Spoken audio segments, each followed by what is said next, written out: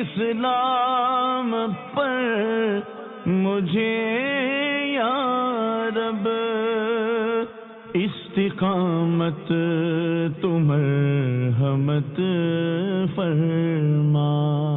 نثار رضا ہیں باب المدینہ کراچی سے، کیا قبرستان سے واپسی پر پیر باہر سے دھو کر گھر جانا چاہیے؟ کیونکہ اس میں کانسیپٹ پایا جاتا ہے کہ قبرستان کی مٹی یہ گھر نہیں جانی چاہیے۔ قبر کی مٹی اب پاؤں میں لگ گئی تو یہ پاک ہوتی ہے، ناپاک نہیں ہوتی۔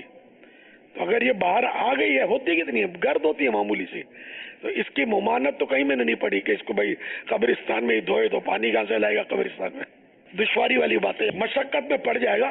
بلکہ بزرگوں کی قبروں سے تو مٹی لے جانے کے تذکرے کتابوں میں، امام بخاری علیہ رحمۃ اللہ الباری کی قبر سے خوشبو آتی تھی، لوگ تبرک میں مٹی لے آتے تھے، تو علماء نے اس کی مذمت نہیں کی، ورنہ مذمت فرماتے نا کہ یہ کیوں لے گئے، غلط کیا۔ تبرکات تو ظاہر ہے کہ ہم تمام اولیاء کرام علماء کرام متفق ہیں تبرک سے کہ برکت ہوتی ہے بزرگوں کی نسبت والی چیزوں میں، الحمدللہ۔ واللہ تعالی اعلم ورسولہ اعلم عز وجل وصلی اللہ تعالی علیہ وآلہ وسلم۔